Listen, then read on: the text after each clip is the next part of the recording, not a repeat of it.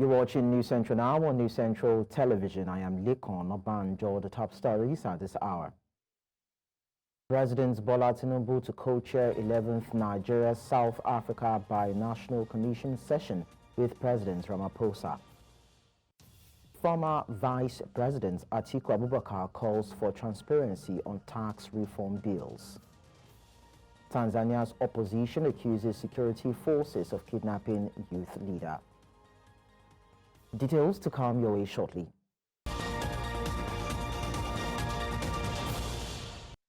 News Central now at this hour begins with our coverage of this developing story. Investigative journalist Fisayo Soyombo has recounted his experience during the detention ordeal with the Nigerian Army 6th Division in Port Harcourt, Rivers State. Speaking as a guest on News Central's Breakfast Extra, he criticized the Army for leaking everything he shared with them to the illegal oil bunkers. The Nigerian Army, after the support and report of Soyombo's arrest by the 6th Division, confirmed the arrest, linking the investigative journalist with illegal oil bunkering. The investigative reporter was released after 3 days in detention and intense social media pressure on the Army. He shared his experience while speaking as a guest on News Central's Breakfast Extra on Sunday. He explained that he was taken by soldiers while conducting an undercover investigation into the activities of illegal oil bunkers in the country. The plan, as I've done with previous stories, I need to emphasize, as I've done with previous stories, the plan was always to go through the entire process and, as a result, obtain hard evidence, So it was also to go to them and say, okay, I'm trying to do this business. They gave me a budget of 18 to 22 to 23 million naira. I first had to go and look for that money. Yes.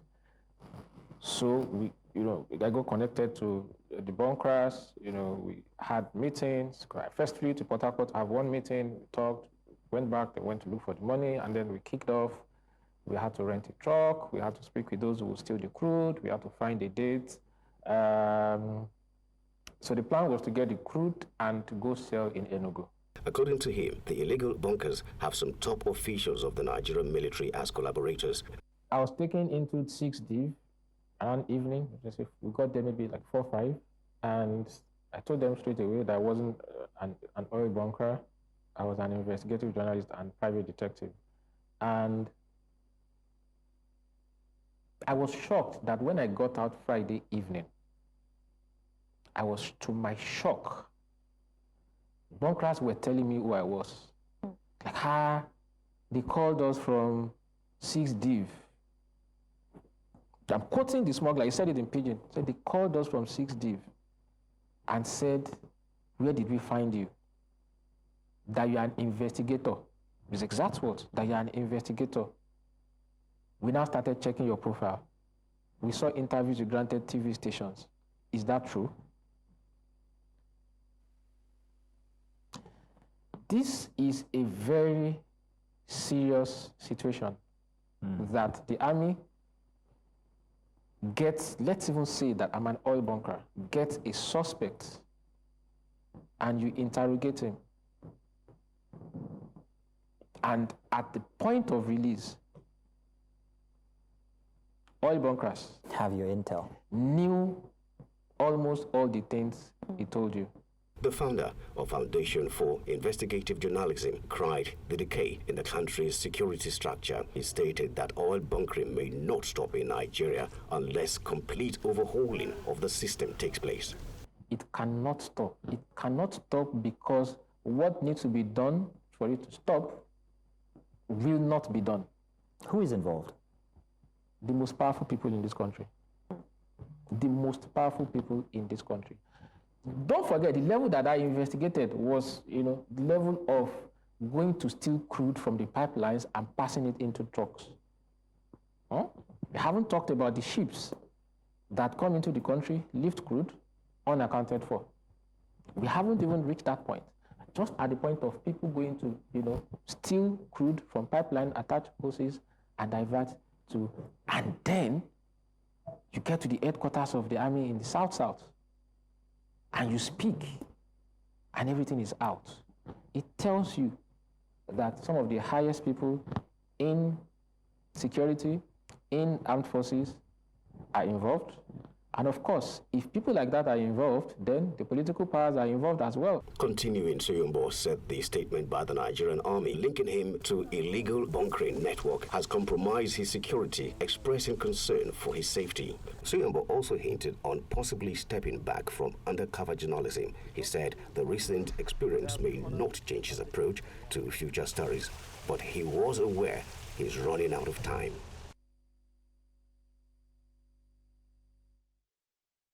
And to discuss this, we are joined by the Executive Director, International Press Center, Lanre Arogundade.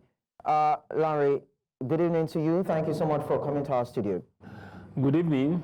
Thank you for inviting me to be part of this conversation. Okay, so having listened to the investigative journalist right there, how do you feel looking at the incidents that actually highlight the risks and challenges that investigative journalists go through in Nigeria to even start with, particularly when it comes to exposing sensitive issues like this? We're talking about oil bunkering, illegal oil bunkering as the case is, and the several issues that these journalists have had to unravel. Well, I think there are about 3 major takeaways from the unfortunate and experience of Fisayo Soyombo.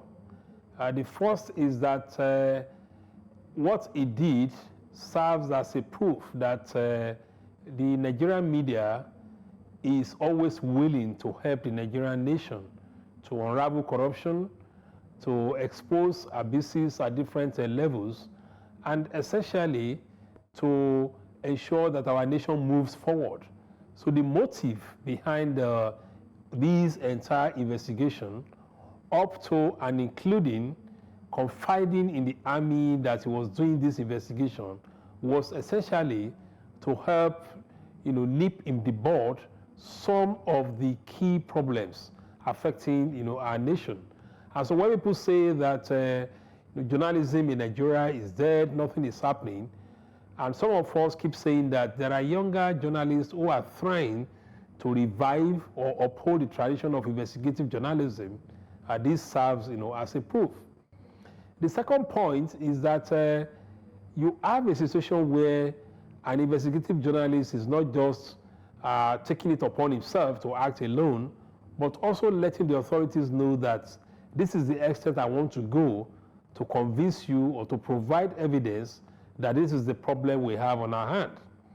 And in that kind of situation, you would expect some level of confidentiality.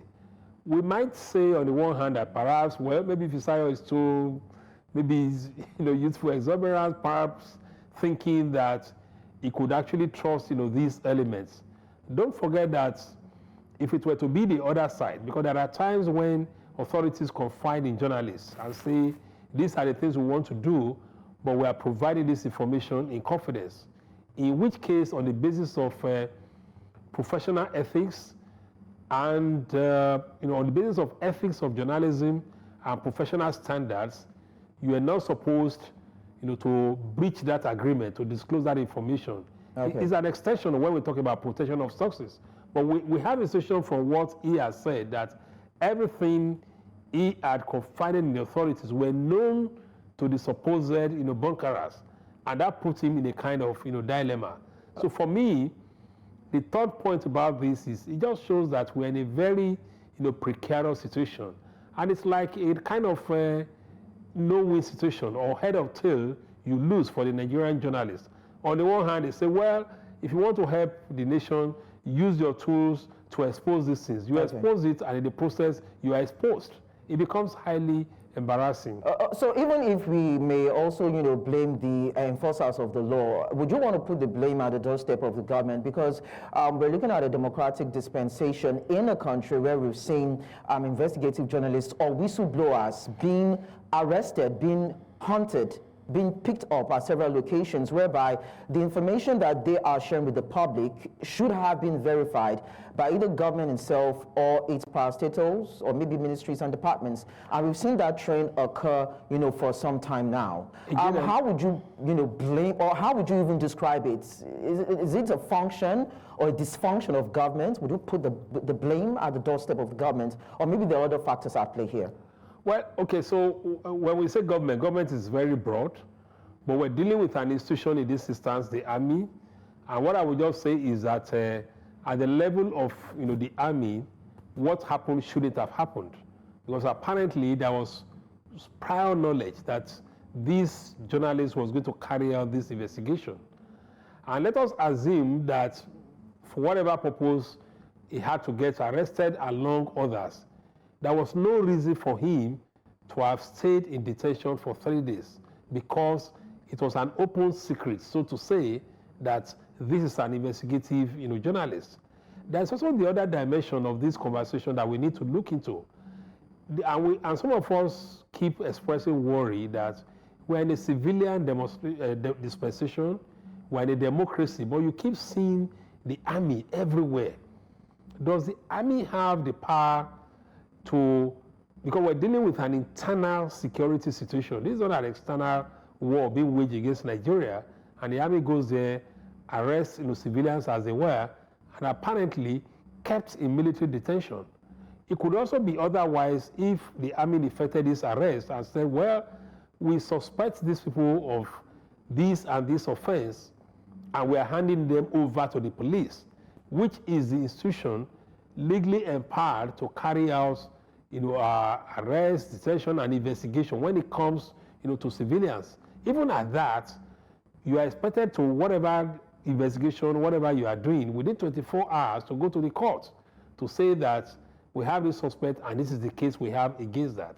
So when you look at it from different dimensions, you begin to see a lot of things that are actually wrong with the way they went about arresting and detaining for 3 days Fisayo Soyombo, who from all accounts probably would not be free today if there had not been a kind of media opera, the traditional media and the social media over his arrest and detention. Okay, so now that we are talking about press freedom, we're talking about freedom of information bill, so to speak, how do we ensure that journalists are protected and are supported during the course of their duties?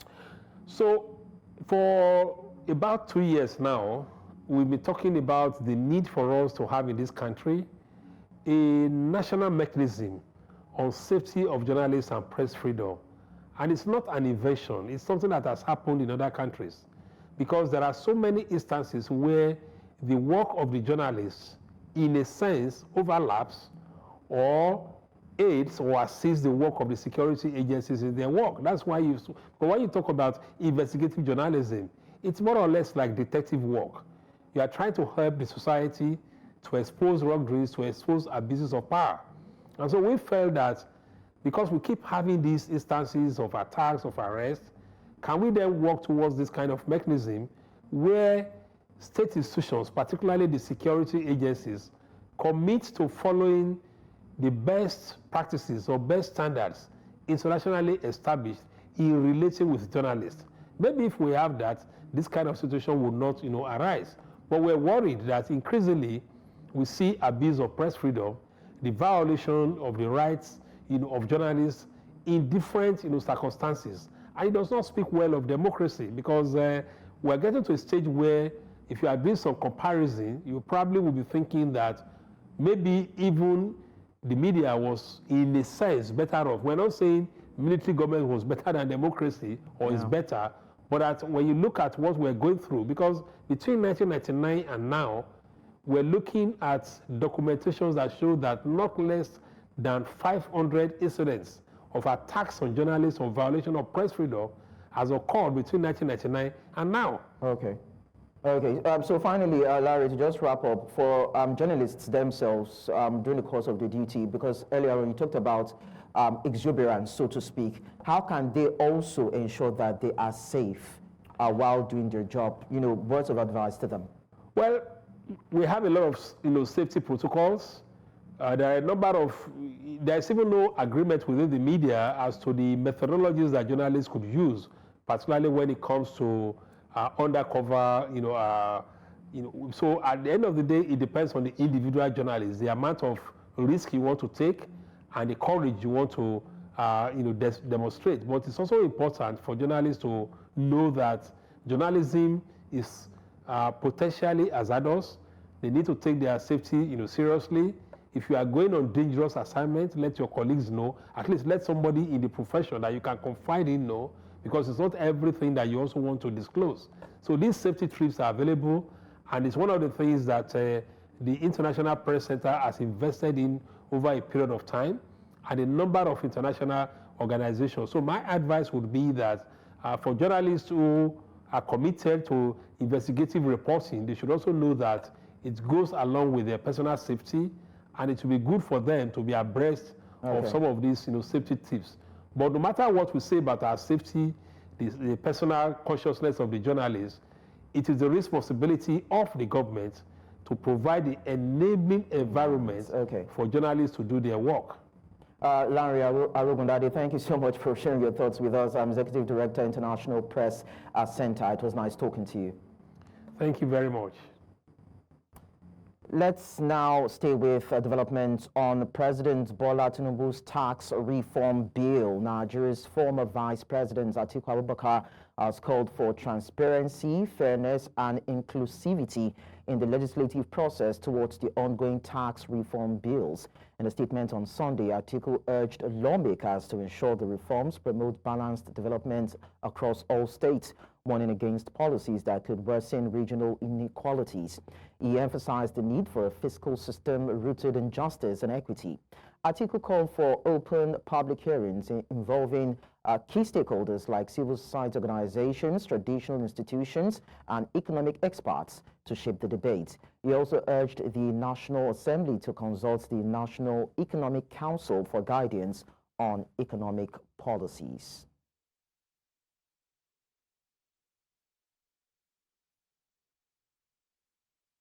Now, President Bola Tinubu will leave France on Monday for Cape Town, South Africa, to co-chair the 11th session of the Nigeria-South Africa Binational Commission alongside President Cyril Ramaphosa. The presidential BNC, scheduled for Tuesday, December 3, will be preceded by a ministerial meeting on December 2, 2024 at the South African Parliament building in Cape Town. Tinubu and Ramaphosa will engage in substantive talks on a wide range of issues of mutual interest, including bilateral, regional, and international matters. Following Ramaphosa's inauguration for a second term in office, the two leaders will revisit the progress made since the 10th session of the BNC, which took place in Abuja from November 29 to December 1, 2021, and build on the commitments made at the June 20, 2024 meeting in Johannesburg. And now talking core politics, the camps of former Vice Presidents Atiku Abubakar and Labour Party's 2023 presidential candidate Peter Obi have dismissed rumors of discussions for a joint ticket ahead of the 2027 presidential election. Speculation erupted on social media after photos surfaced of Atiku hosting Obi for breakfast at his residence in Adamawa State. Atiku later shared a video of the meeting on his official X account, captioned, and I quote, "It is breakfast time with my friend Peter Obi in the land of beauty," end of quote. The footage showed both leaders seated at a dining table, accompanied by others ready to share a meal.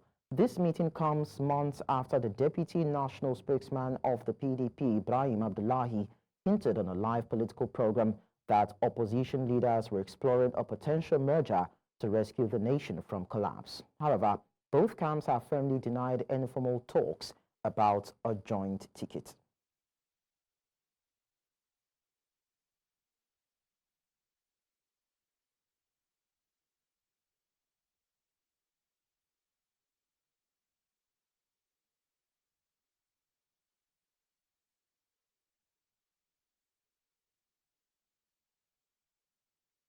You're watching News Central now. A break will do here. When we return, as insecurity concerns worsen, terrorists have attacked Zamfara State, killing an elderly man and abducting 13 others. We'll be back in a bit to bring you the details. Many thanks for staying with us. We talk security now. Armed terrorists attacked the Kungurki community in Kaura, Namoda, Zamfara State, killing an elderly man and abducting 13 people, including a mother and a 2-month-old baby. Counterterrorism expert Zagazola Makama revealed the attack occurred under the cover of darkness with gunfire spreading fear. The assailants also looted shops, stealing food, household items, and valuables. Witnesses described the ordeal as terrifying, saying women and children were targeted while the attackers retreated into the forest. Security experts confirmed the tragic killing of the elderly victim and called for urgent action to address the growing insecurity concerns. Staying in the north of the country, the Nigerian police have confirmed the attack that happened at the facility Jacana Divisional Police Headquarters, which took place on November 28 in the wee hours of the day. In a statement released on Sunday by a force spokesperson, Muyiwa Adejobi acknowledged the attack and stated that police officers from the Kaduna State Command repelled the attack. According to the statement, the group of unknown armed individuals attacked the Jacana Divisional Police Headquarters, Kaduna State, at about 1 a.m. Meanwhile, on November 25, the police officers and agents on duty from other sister security organizations raided a number of black sports and bandit camps located throughout the state of Sokoto. During the process, security operatives cleared the camps and recovered some AK-47 rifles and several magazines, each loaded with 30 rounds of live ammunition. Still on security matters, tension grips Umuchima village in Isialangwa, North Abia State, after gunmen killed a local man accused of informing the army about their activities. This comes days after the Nigerian Army and its troops under Operation Udoka dismantled a suspected gunmen's camp in the area. Following the killing, many villagers fled the roams, fearing further attacks. Eyewitnesses described the gunmen's attack as swift and targeted, leaving the community in fear. The army had recently clashed with gunmen in Umuchima, deploying over 15 vehicles and armored personnel carriers in a raid near a river marking the boundary with Imo State. Let's now tell you that today, December 1, marks World AIDS Day, a global event to raise awareness about HIV/AIDS, support those living with the condition, and honor lives lost. Each year, a theme spotlights critical aspect of the fight against HIV/AIDS, and this year's theme, Take the Right Path, My Health, My Right, emphasizes the connection between human rights and health in combating the epidemic. The World Health Organization is urging leaders and citizens to address inequalities that hinder progress in ending AIDS. AIDS, the advanced stage of HIV, severely weakens the immune system. While it can take years to develop, early detection and advocacy remain crucial to combating the disease and achieving a world free of AIDS.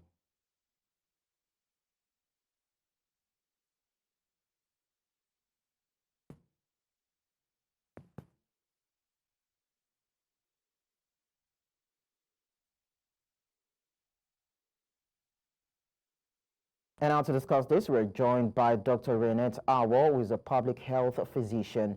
Dr. Awo, good evening to you. Dr. Awo, if you can hear me, I'd like you to switch on your visual so that we can see you, and of course your audio so that we can also hear you. We're waiting to talk to you about this. I guess we're going to have to come back.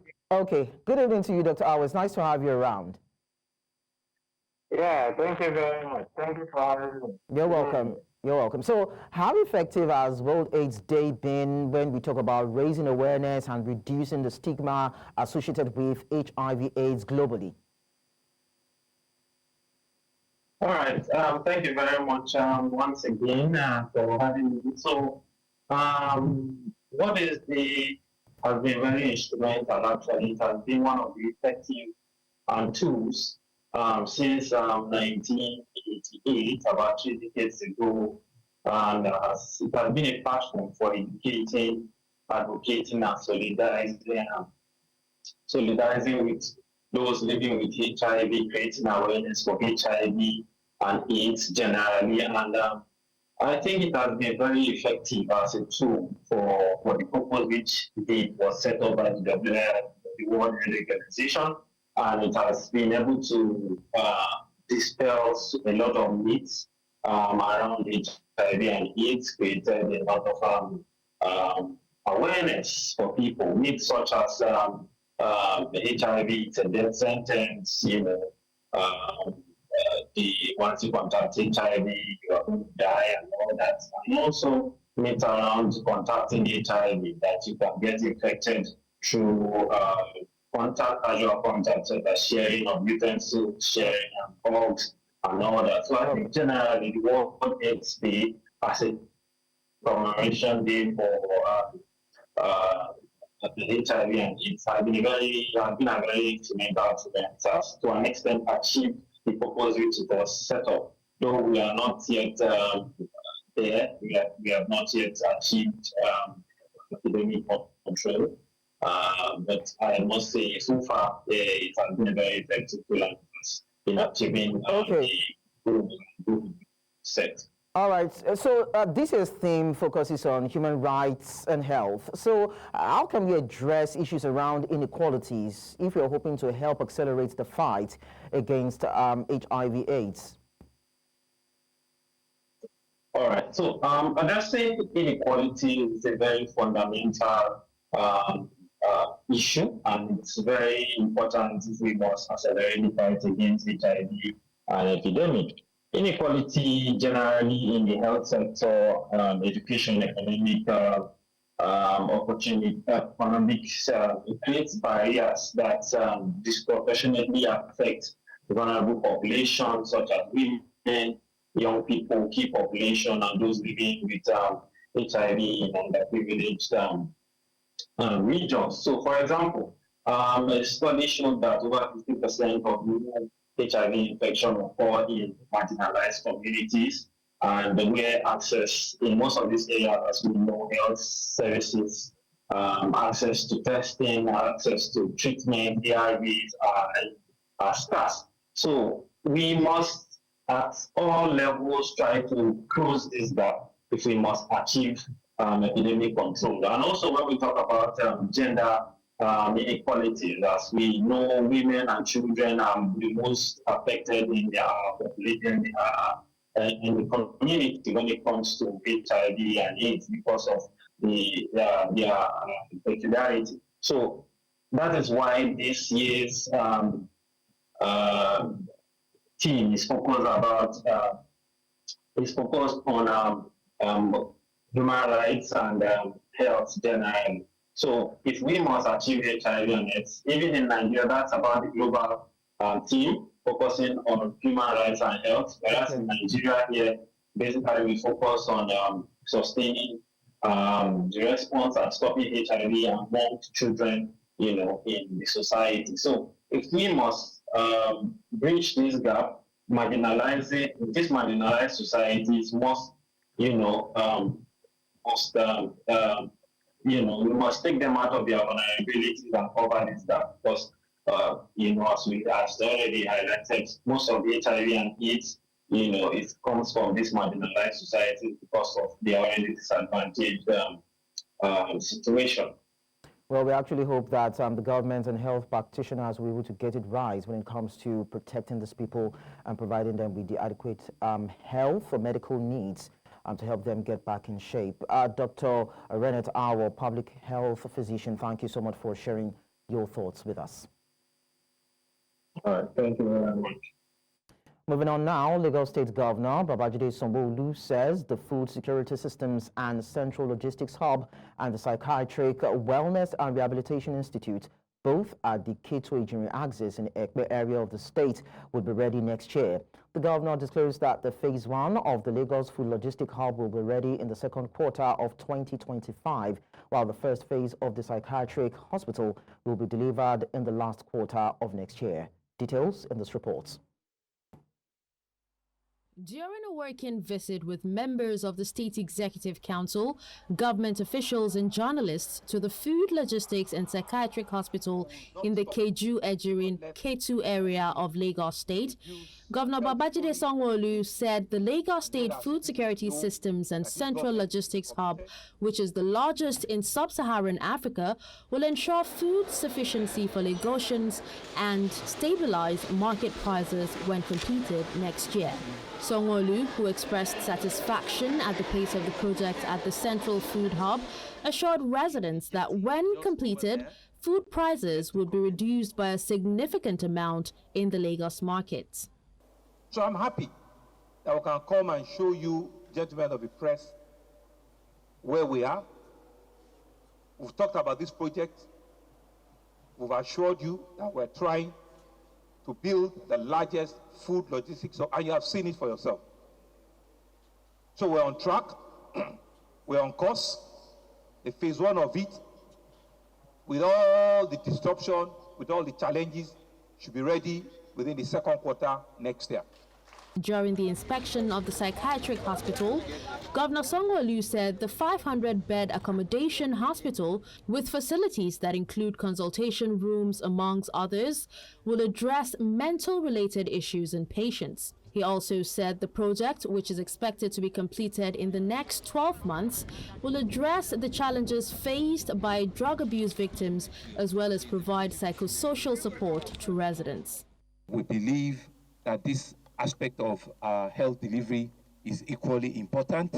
We believe that we have seen enough health challenges in terms of mental health issues, and we need to, make a classic case, of this and make sure that it's first in class, the best that people can come in, come for psychotherapy, psycho-rehabilitation, and get well.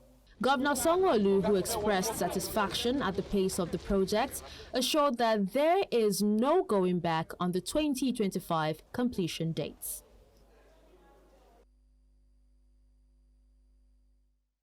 And now to some special reports. Some residents of the larger local government area of Ondo State have raised an alarm over the ocean surge, which has become a threat to their communities.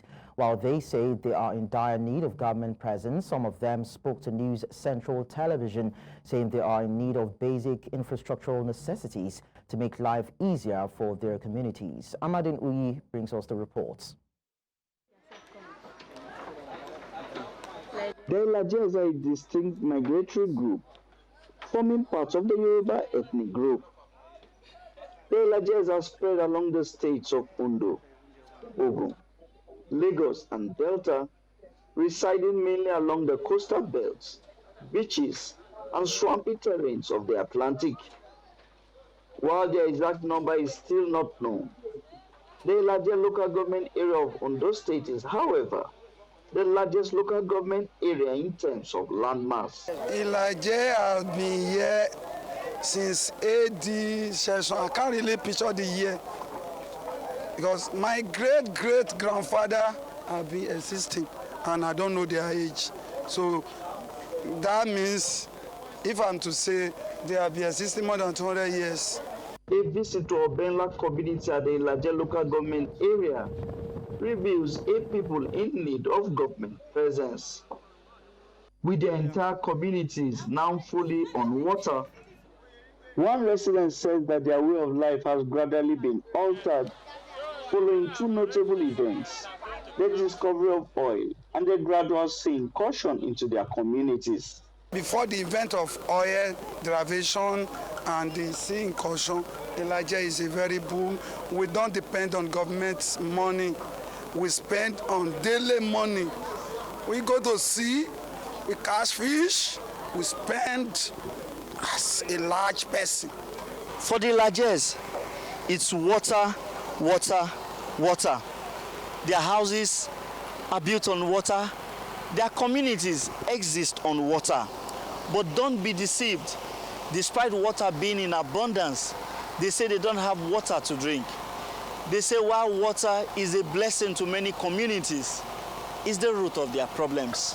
They walk around their communities reveal 8 people trying to survive. Some residents reel out a list of their necessities to government.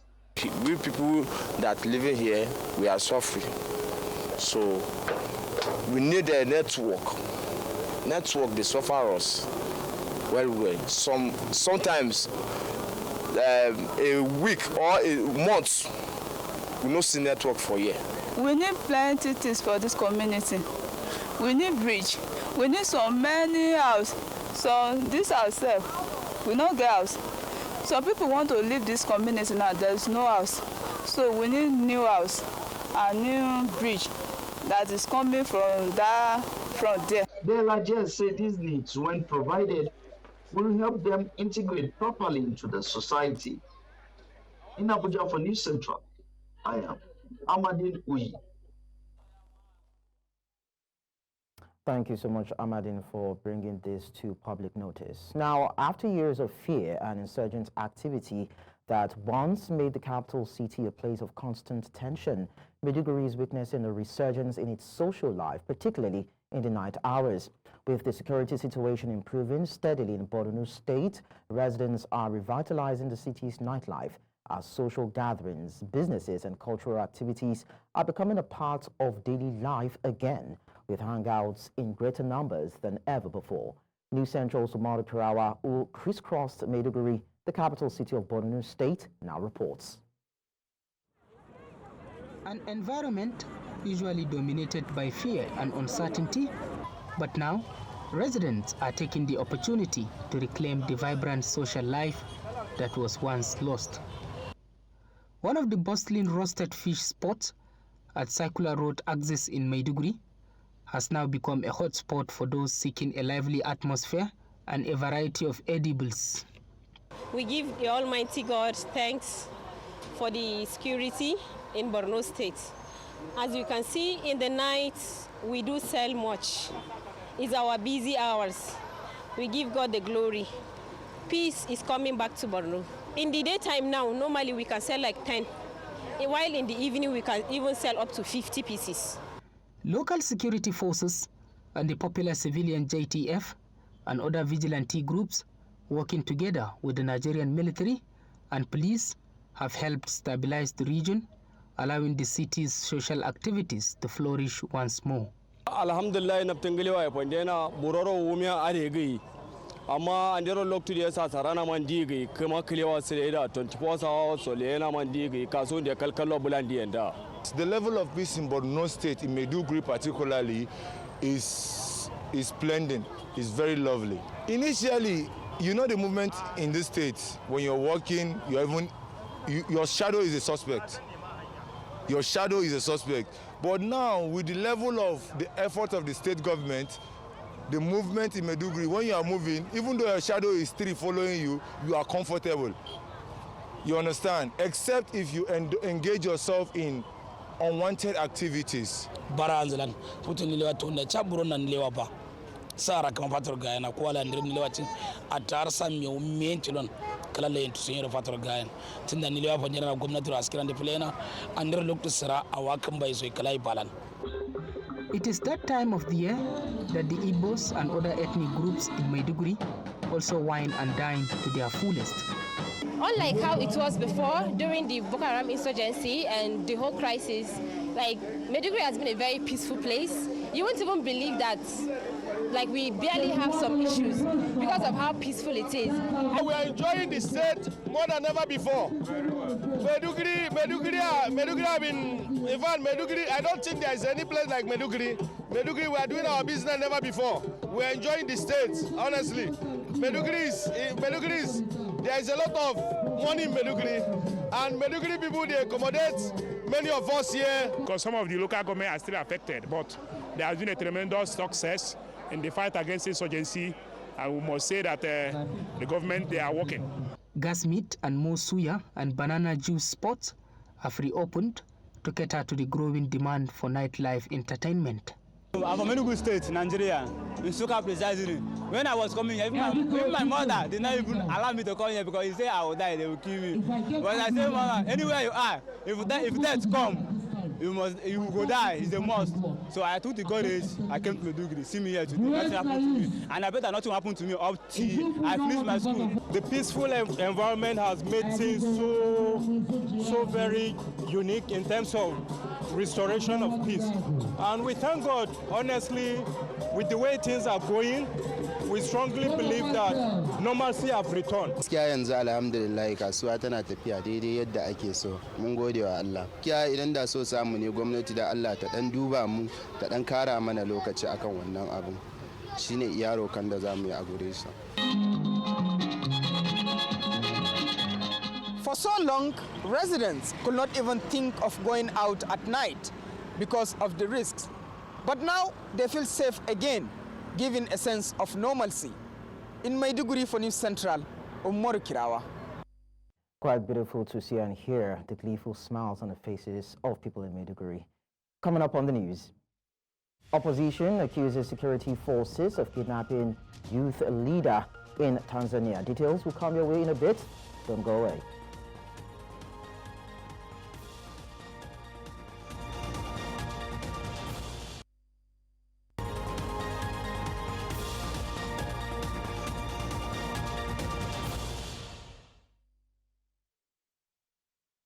Let's now take you to East Africa, where Tanzania's opposition ACT Wazalendo party says the country's security forces had on Sunday kidnapped the head of the party youth wing.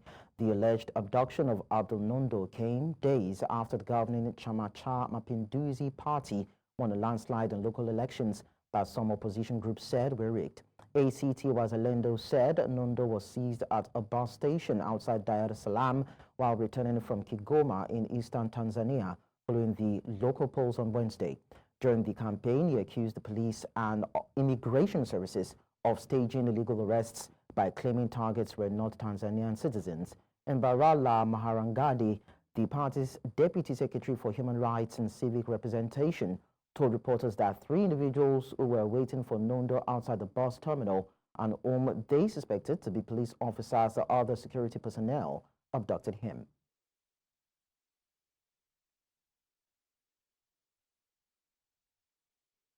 We'll bring you business news after this break.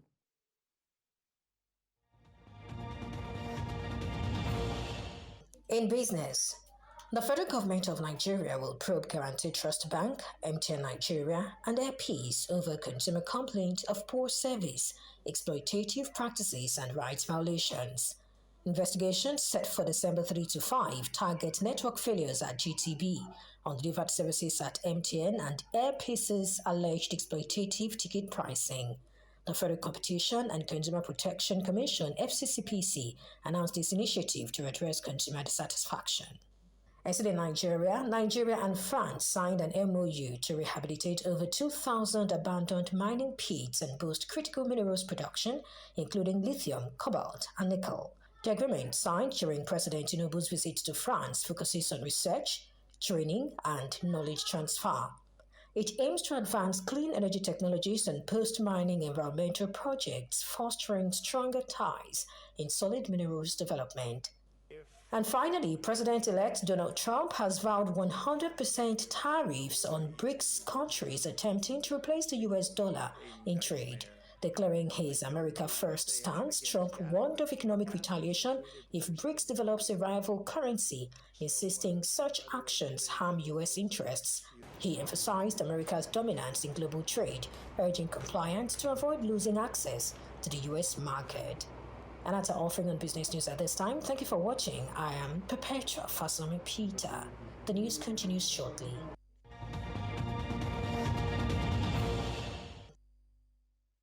This sports.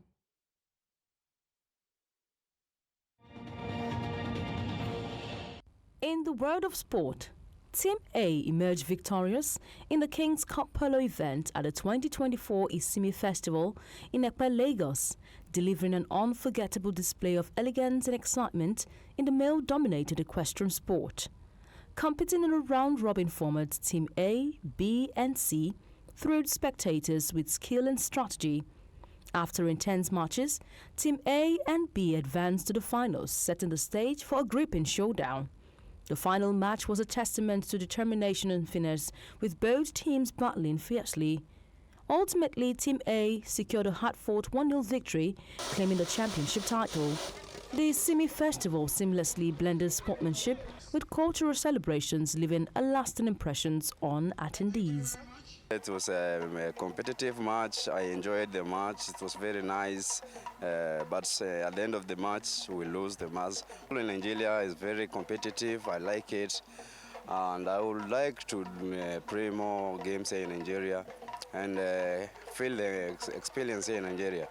200 meters Olympic silver medalist from Botswana, Lesile Tibogo, has been named the 2024 World Athletics Male Track Athlete of the Year. Tibogo edged out Norway's Jakob Ingebrigtsen to claim the prestigious honor after a historic season. He became the first African to win an Olympic title in 200 meters, setting an African record in the process, and also earned a silver medal. Additionally, Tibogo anchored Botswana's 4x400 men's relay team to a silver medal in the Olympics. Following his Olympic success, he dominated several Diamond League meetings before concluding his season with a strong second-place finish at the Diamond League final in Brussels. His achievements cemented his status as one of the year's most outstanding athletes. Lagos-based Nigerian Premier Football League side Ikorodu City delivered a commanding 4-1 victory over Aqua United in a matchday 15 clash of the 2024-25 season of the Nigeria Premier Football League at the Mobolaji Johnson Arena in Lagos. Tosin Oyedokun opened the scoring for the Oga Boys in the 20th minute, but Aqua United's Chijioke Alakwe leveled the match in the 34th minute. Ikorodu City regained control with goals from Emmanuel Solomon and Ayomido Cole, sealing an emphatic win. The result lifts Ikorodu City to third place in the MPFL table, while Aqua United's struggles continue as they drop to 19th place. Meanwhile, Heartland of Owerri defeated Nasarawa United by 2-1, and Niger Tornadoes won against league leaders Remo Stars by 2-1. Finally, in the world of sports, Liverpool moved 9 points clear at the top of the Premier League after a possible season-defining 2-0 victory over Manchester City. Cody Gakpo's 12-minute strike and Mohamed Salah's late penalty was all the Reds needed to seal the win. Pep Guardiola's Man City team are now 11 points adrift in 5th place after 7 matches without a win, revealing everything about the club's current crisis, which showed no signs of ending at Anfield, where they have won once in their last 22 league visits. City have now lost 4 games in a row in the same campaign for the first time since 2007. And that's it in the world of sport. I am Onyinyechi Obaro.